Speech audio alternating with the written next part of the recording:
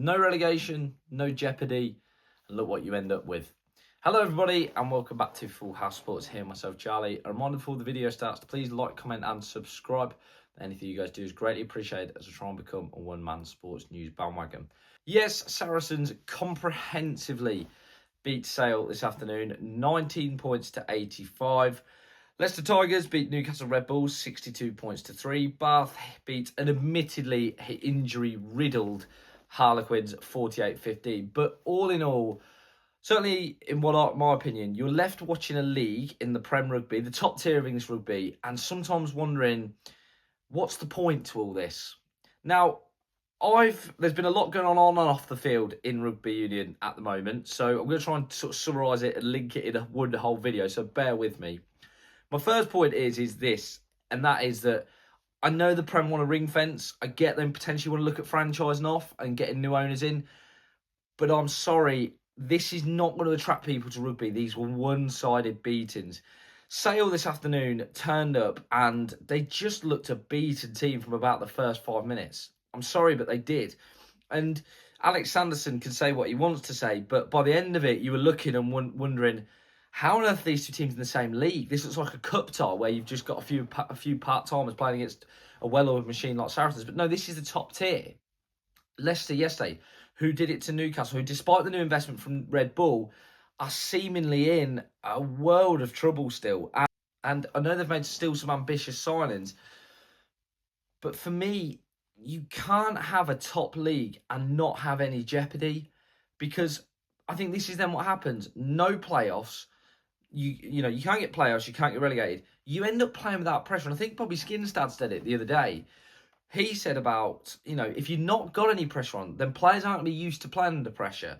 And looking at England's recent results, I'm not saying it's a direct knock-on of that. But what I'm saying is, your domestic game needs to mirror what you want in the international game. And if you're playing pressure-free, then that's what's going to happen.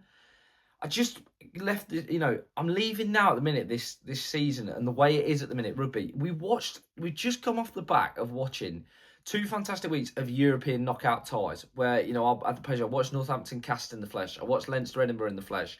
Then, Northampton Bath on the Friday night was an all-timer. It really was. And St Exeter as well was an all-timer on Saturday. But the problem is those two had something to play for. If you're a team that doesn't, it seems to be you just meh. You just give up. And for me, that can't be a thing. And I hope it doesn't. I don't think ring fencing is the answer if you want to attract people to your product. Now, talking of attracting people to their product, the Prem has announced, or it seems to have been leaked by some journalists, the news that Bill Foley, owner of Bournemouth Football Club, AFC Bournemouth, and owner of the Black Knight Football Group, alongside Mogby Jordan, who is also part of that, is Exeter Chiefs rumoured buyer. Now, that is huge. To attract American investment to Prem Rugby is massive. I did a video maybe a month ago, talk about Brady and how apparently Birmingham, Tom Wagner, is quite interested in having a Birmingham franchise. Now, this is great. It's great to get new investment in. And if you could grow that, I think the one thing that's exciting about the Exeter thing is they're already a very established club. Bill Foley could be the man to take to that next level. In a city where Exeter City, hover around League 1, League 2, so there's not that competition. Exeter Chiefs is the real big sporting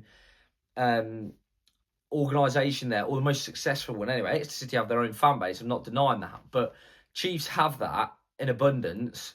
Then I think you're looking at, they could take to the next level if they splash the cash, which Bill Foley could. Tony Wright deserves a huge amount of credit because what he's done there is absolutely tremendous. But he's been honest enough to say, I don't have the money anymore. I don't have the capability to take this club any further. Now, what that means, I don't know off the pitch. Does that mean maybe upgrades to Sandy Park? If so, that's brilliant. That's something that we'd all love to see. More stadiums in the Prem looking the part as well.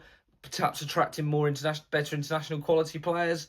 That'd be massive as well for the Prem to get those big superstars in. I think the sky's the limit with that.